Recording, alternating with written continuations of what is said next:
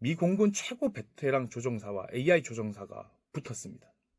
실전처럼 한번 붙여봤는데 AI 조종사가 오전 전승이라는 그런 기록을 보였고요.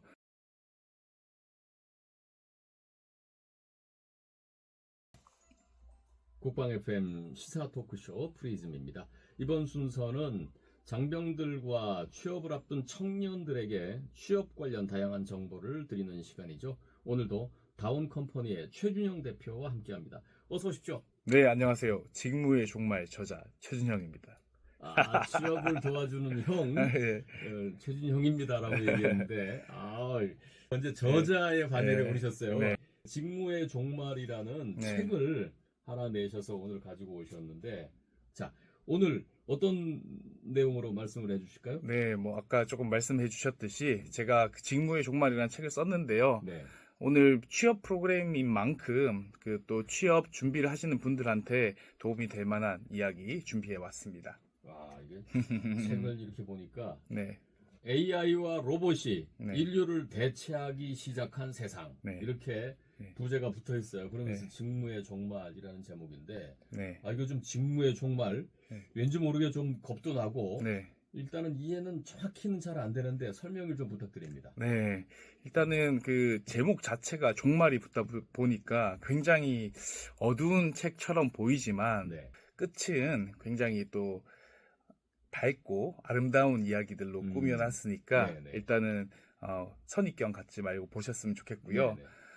먼저 이제 직무의 종말이라는 이 책 제목에서 직무라는 표현이 조금 어색하실 수 있을 것 같습니다. 그래서 직무라는 것은 일을 구분하는 단위인데 네. 뭐 직업과 직무가 뭐가 다르냐라고 하면 직업 같은 경우에는 뭔가 그 같은 일을 하는 무리라고 본다면은 네. 그 안에서 같은 직업을 가지더라도 각자 하는 일들이 다르겠죠. 조금씩 다를 수 있죠. 네, 그래서 우리 라디오 방송국 안에서도 네. 진행하시고 또 방송 컨트롤하시고 이런 네. 여러 가지 직무들을 가지고 있는데 이렇게 한 사람이 맡아서 진행하는 그 업무 단위를 직무라고 합니다. 네.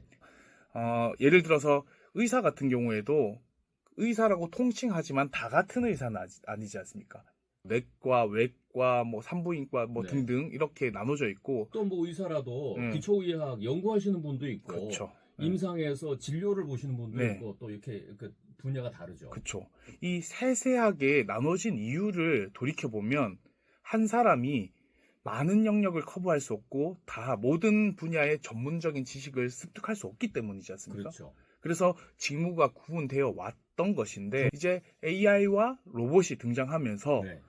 분화됐던 것들이 사실은 또 하나로 뭉쳐지기 시작했다라고 보시면 그동안은 되겠습니다. 전문 분야로 쪼개 다 분화됐던 것이 네. 이제 종합적으로 다시 융합한다는 거예요. 예. 그래서 또 하나 예를 들면 데카르트라고 한번 들어보셨죠? 네. 그분이 굉장히 유명한 철학자로 알려져 있는데 네. 사실은 1800년 그 당시에는 그분이 물리학자이기도 네. 하고 수학자이기도 하고 철학자이기도 한 그렇습니다. 그래서 사실은 과거에는 하나였는데 분화돼서 여러 가지로 분석하듯이 지금도 이제 흩어져 있던 것들이 하나로 뭉쳐지고 있다라고 보시면 되겠습니다. 이 직무의 종말이라고 하는 책이 결국은 그런 내용을 쭉 네. 풀어나간 거예요. 네네. 네. 그래서 지금까지 직무가 더 세분화되는 과정들을 겪어왔는데 이런 것들이 뭉쳐진다고 말씀드렸지 않습니까? 그런 과거에 있었던 분위기에서 달라진다. 그래서 이 사라지고 있는 근거에 대해서 제가 좀 말씀드리면 총 4가지로 제가 구분해봤거든요. 좀 설득력이 있는지 한번 들어봐 주시면 좋을 것 같습니다. 전문가의 종말, 그 다음에 숙련도의 종말, 직무 경계의 종말, 정규직의 종말, 이 4가지로 구분해봤거든요. 그래서 하나씩 살펴보면 전문가의 종말 같은 경우에는 대표적인 전문직, 뭐 의사, 변호사, 회계사, 세무사 이런 가장 존경받는 그리고 전문가라고 칭해지는 이런 직업들에서 점점 더 이런 전문성의 존경심 그리고 전문성에 대한 부분들이 쇠퇴하고 있다라고 보실 수 있겠습니다. 쇠퇴하고 있다라는 말은 이제 더 나은 기술이 등장함으로써 대체가 가능하다라는 말이 되겠고요. 예를 들어서 의사 5명이 골절 진단을 협업해서 한 것과 AI가 엑스레이 화면을 보고 두 가지 중에 뭐가 더 그 골절 진단율이 높으냐, 어떤 게 더 높다고 생각하십니까?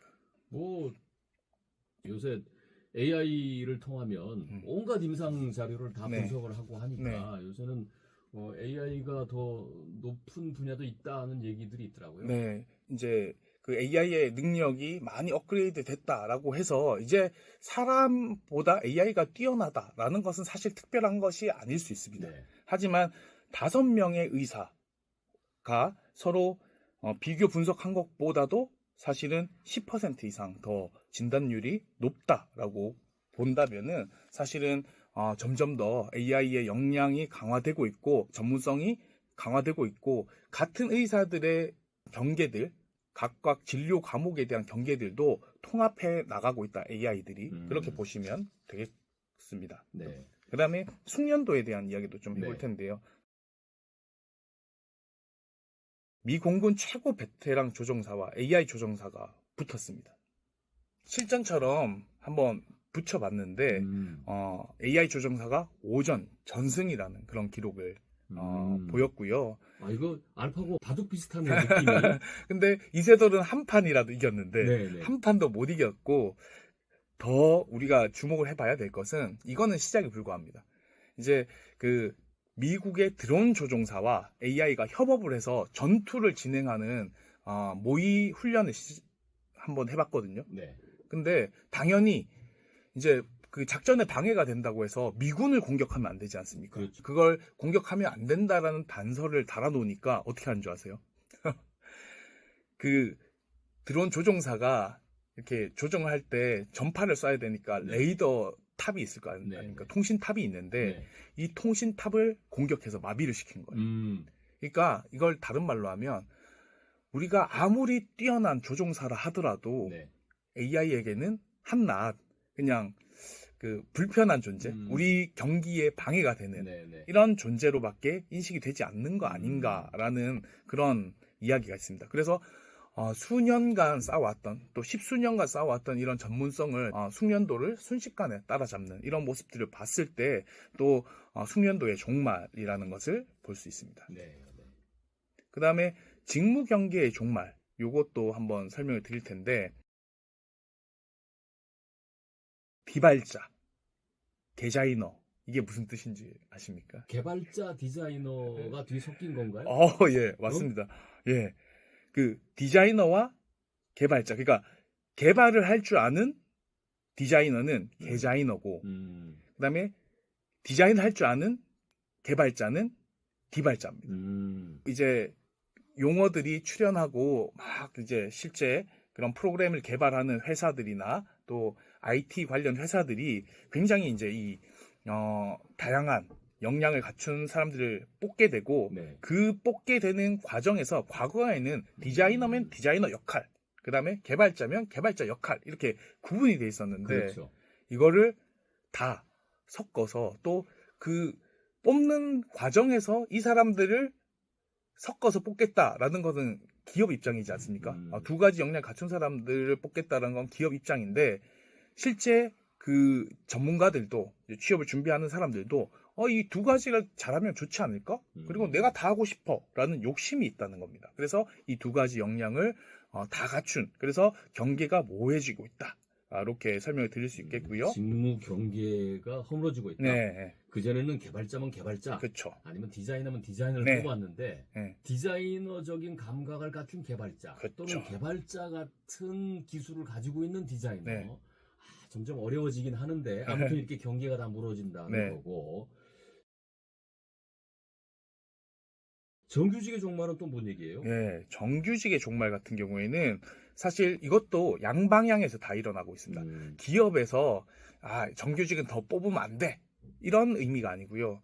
기업에서도 정규직을 뽑았을 때 그 부담이 있지 않습니까? 어느 정도의 그 고용 보장을 해야 되고, 또 다양한 서비스들을 제공해야 되기 때문에 부담이 있고, 또 정규직 사람들도 부담이 있습니다.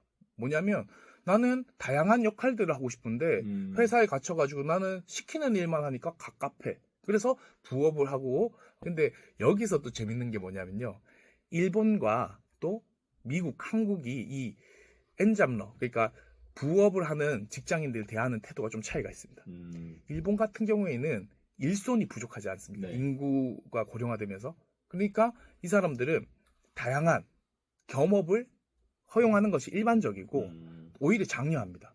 근데 미국과 한국 같은 경우에는 좀 타이트하게 겸업 금지를 하죠. 그래서 이런 차이들도 있는 것을 제가 좀 확인해 봤습니다.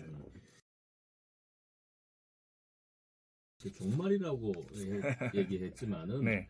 이제 아주 그쪽으로 가는 강력한 어떤 변화의 어떤 그 물결 네. 이거를 이제 종말이라고 표현을 그렇죠. 하신 거고 네. 그렇다고 뭐 전문가가 없어지겠습니까? 그건 아니지만 그렇죠.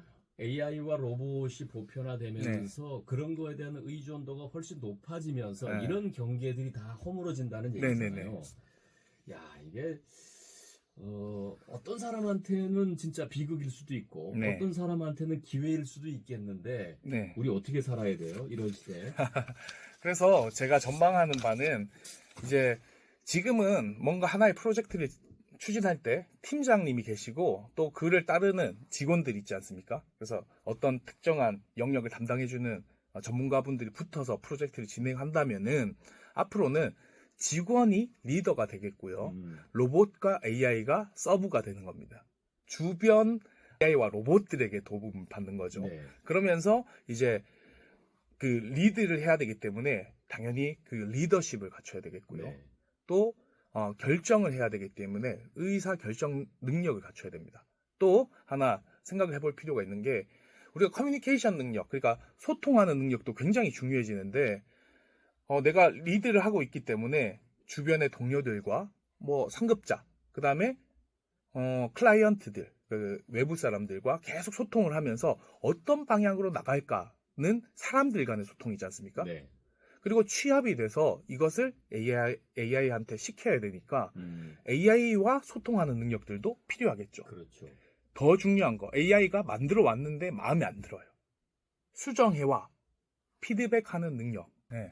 그전에는 그냥 팀원의 역할만으로도 네. 충분했던 상황에서 이제는 누구나가 매니저가 되거나 그렇죠. 누구나가 지휘자가 될 수 있어야 네. 한다는 얘기잖아요. 네네. 야, 근데 그런 능력을 갖춘 사람이 과연 그렇게 다 많을까? 물론 소수의 사람들은 네. 그런 능력을 가지고 있겠지만 네. 모두가 그런 능력을 가질 수는 없잖아요. 이렇게 되면 네. 아무래도 일자리는 조금 줄어들겠는데요. 예, 그 줄어든다라는 거 보는 것이 일반적이겠고요. 또 우리가 직무 전문성을 보는 그런 시각들도 바꿔야 됩니다. 네. 어떻게 바뀌어야 되냐? 기존에는 어떤 그 일을 얼마나 작업을 잘하냐, 네. 실무를 잘하냐가 전문성의 기준이었다면 그렇죠. AI가 가지고 온 것을 판단하고 기존의 그 전문 지식을 통해서 판단하고 한 솔루션을 찾을 필요는 없는데 네, 그 가져온 거 이게 적합한 거야? 네, 그게 핵심. 옛날엔 부장님이나 이사님이 하던 일인데. 그렇죠. 네. 참. 그래서 이제 그런 부분들을 좀 잘 준비해 보시면 도움이 되지 않을까 생각이 듭니다. 네, 네. 오늘 말씀을 좀 네. 마지막으로 정리 좀 해주시죠. 네, 그래서 우리가 새로운 시대로 접어들고 있기 때문에 네. 이러한 변화들 앞으로 이렇게 변할 것이다라는 것을 염두에 두고 네. 또 이런 부분들을 취업 준비하시는데 포함시킨다면 큰 네. 도움이 되지 않을까 생각해 봅니다. 네, 알겠습니다. 네. 앞으로 직무의 경계가 허물어지면서 네. 직무의 종말이 올 것이다. AI와 로봇이 인류를 대체하기 시작하는 세상에서 우리는 어떻게 준비해야 할 것인가 네. 하는 이런 책을 오늘 쭉 한번 내용들을 일별해 봤는데요. 네. 오늘도 최준영 대표와 함께했습니다. 잘 들었습니다. 감사합니다.